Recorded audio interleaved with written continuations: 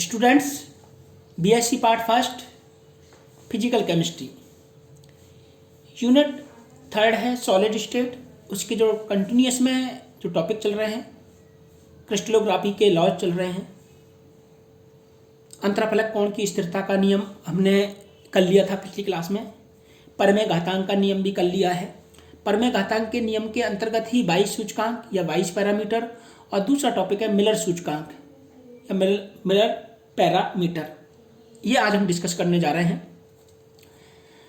बाइस सूचकांक या मिलर सूचकांक क्या होता है, इसको किस तरीके से किसी क्रिस्टलीय अक्षों के द्वारा रिप्रेजेंट करते हैं, यह हमको समझना है। फलक द्वारा केंद्र से क्रिस्टलीय अक्षों पर प्रतिच्छेदित दूरियों के अनुपात को क्रिस्टल फलक के बाइस पैरामीटर कहते हैं। दोबारा सुने बच्चों, फलक द्वारा केंद्र से क्रिस्टलीय अक्षों पर प्रतिच्छेदित दूरियों के अनुपात को क्रिस्टल फलक के 22 पैरामीटर कहते हैं।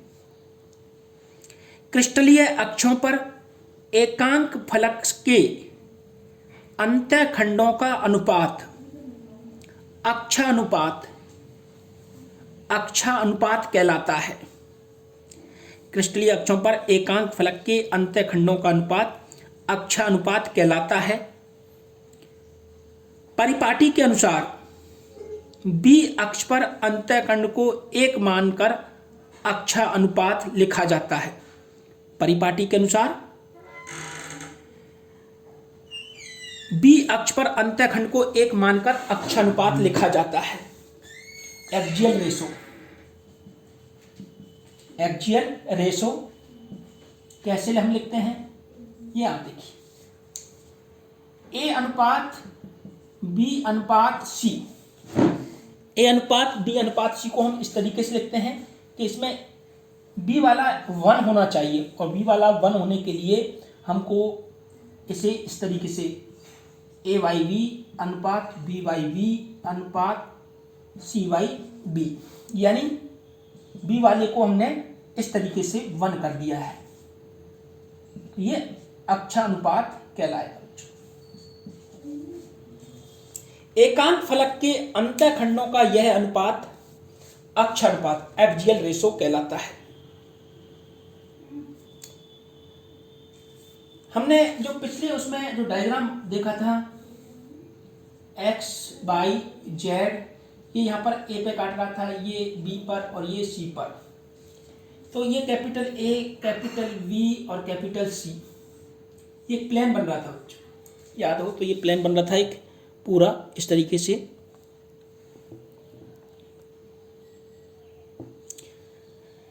तो अब हम इसको डिस्कस करने जा रहे हैं। जो चित्र में है फलक एबीसी के 22 पैरामीटर, फलक एबीसी के 22 पैरामीटर, 22 पैरामीटर है बच्चों। ए अनुपात बी अनुपात सी। अब हमने मान लो ये दूसरा हमने फलक लिया यहां पर एल एम एन। इन्हें मानक मानकर फलक एल एम एन के 22 पैरामीटर, 22 पैरामीटर क्या होंगे बच्चों? 2a अनुपात मान लिया हमने कि a का 2 गुना, b का 3 गुना और c का 3 गुना। इस तरीके से लिख लीजिए 2a अनुपात 3b अनुपात 3c।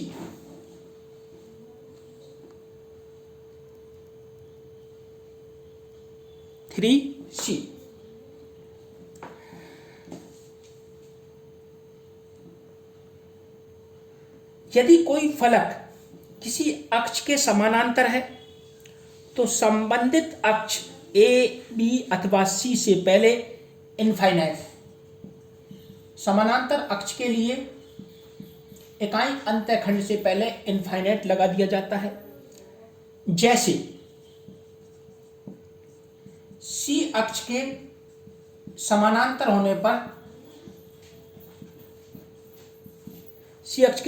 होने पर ए अनुपात 2b अनुपात इनफाइनाइट सी, इस तरीके से हम इसको लिखते हैं। अब किसी तल के फलक के 22 पैरामीटर के गुणांक अंकों को 22 प्रतीक या 22 सूचकांक भी कहते हैं।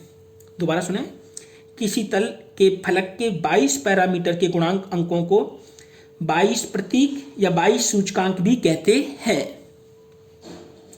22 सूचकांकों को बड़े कोष्टक में लिखकर प्रदर्शित किया जाता है। जैसे एलिमेंट फलक के 22 सूचकांक को कैसे लिखेंगे? 2, 3, 3, या एक दूसरा जो एग्जांपल लिया 2, 3 इनफाइनाइट। इस तरीके से इनको लिखने का तरीका है। अब ये थे हमारे पास में 22 सूचकांक। सिंपल है। 22 सूचकांक एक तरह से अक्षरों का जो गुणांक होता है उसको बड़े कोष्टक में लिखना ही 22 सूचकांक के रूप में जाना जाता है। दूसरा जो महत्वपूर्ण टॉपिक है, जो कि एग्जाम में काफी महत्वपूर्ण है, एग्जाम में आता है 22 सूचकांक के बाद में आता है मिलर सूचकांक। 22 सूचकांक के बाद में आता है मिलर सूचकांक। मिलर सूचकांक पर क्वेश्चन भी आता है एग्जाम में, जो कि काफी महत्वपूर्ण है। देखिए बच्चों, आसानी से इसको देखिए और समझ में भी अच्छे तरीके से आएगा। मिलर सूचकांक,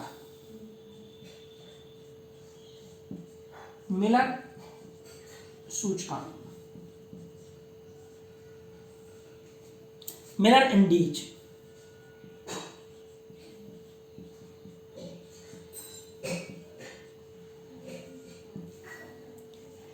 किसी फलक के मिलर अंक प्राप्त करने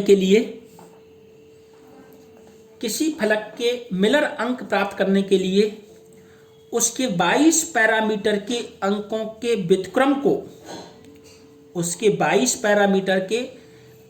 के व्युत्क्रम को किसी ऐसी छोटी से छोटी संख्या से गुणा करते हैं कि तीनों अंक पूर्णांक में प्राप्त हो जाए। ये ही मिलर सूचकांक अथवा मिलर अंक कहलाते हैं।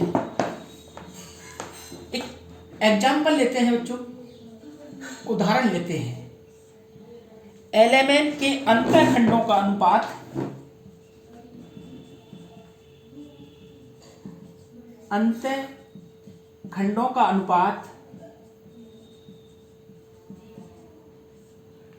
अनुपात 2a अनुपात 3b अनुपात 3c है। इसके मिलर सूचकांक हमको निकालने हैं। तो 22 सूचकांक, 22 पैरामीटर, 22 सूचकांक क्या हो गए बच्चों? 22 सूचकांक हो गए 2:3, 2,3,3। अब हमको मिलर सूचकांक प्राप्त करना है। मिलर सूचकांक प्राप्त करने के लिए 22 सूचकांकों के गुणांकों का व्युत्क्रम करते हैं। 22 सूचकांकों के गुणांकों का व्युत्क्रम करते हैं। ये पहली स्टेप में हमने क्या किया? व्युत्क्रम।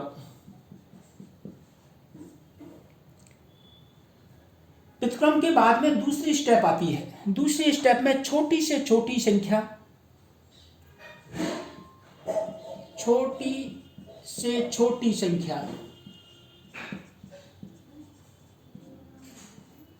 6 से गुणा करने पर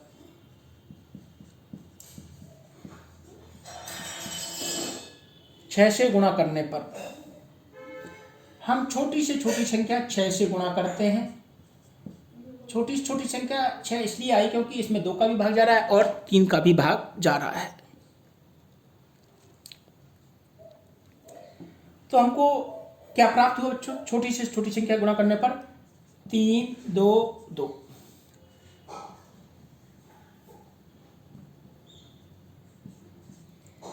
अतः फलक LMN के मिलर सूचकांक कितना प्राप्त हुआ? 3, 2, 2। कॉमा भी नहीं लगाते हैं इनके बीच में। और पढ़ते कैसे हैं इसको? कैसे बोलेंगे? 3, 2, 2, 3, 2, 2, इस तरीके से। इसी प्रकार हम दूसरा एग्जाम्पल लेते हैं। ये पहला एग्जाम्पल था बच्चों, ये पहला एग्जाम्पल लिया था हमने। अब हम दूसरा एग्जाम्पल लेने जा रहे हैं।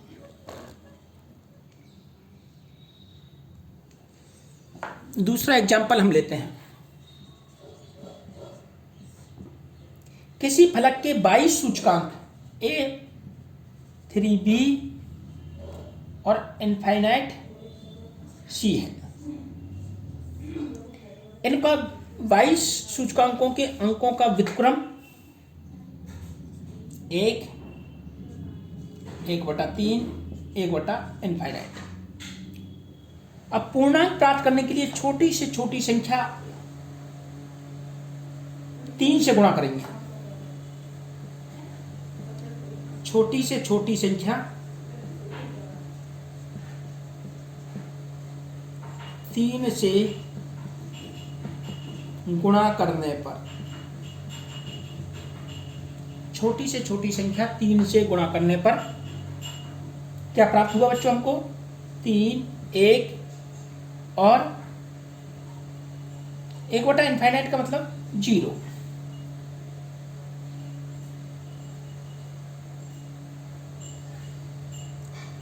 अतः अब जो मिलर सूचकांक होंगे 3, 1, 0, इसको हम बोलते कैसे हैं? 3, 1, नॉट, NAUGHT। 0 को क्या बोलेंगे? नॉट बोलेंगे बच्चों। 0 को क्या बोलते हैं? नॉट बोलते हैं। 3, 1, 0। इस तरीके से हम मिलर सूचकांक निकालते हैं। एक और एग्जाम्पल हम देख लेते हैं। यदि किसी तल का अंतःखंड ऋणात्मक हो, किसी तल का अंतःखंड ऋणात्मक हो, किसी तल का अंतःखंड ऋणात्मक है, तो हम मिलर सूचकांक में उसके ऊपर बार लगा देते हैं। उसके ऊपर बार लगा दिया जाता है। बार का चयन इस तरीके का बार लगा दिया जाता है बच्चों।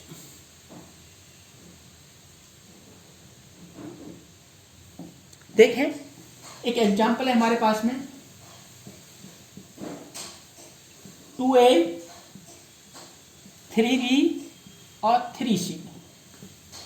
सबसे पहले इनके गुणांक है 2, 3 और 3। ये नेगेटिव है, ये नेगेटिव है। इसका व्युत्क्रम, इसका व्युत्क्रम, इसका व्युत्क्रम 6 से मल्टीप्लाई किया तो 3, 2, 2। ये नेगेटिव है तो इनके ऊपर बार लगा दिया जाएगा। तो ये हमको सूचकांक प्राप्त होंगे। इसको बोलेंगे 3, 2 बार, 2 बार, इस तरीके से।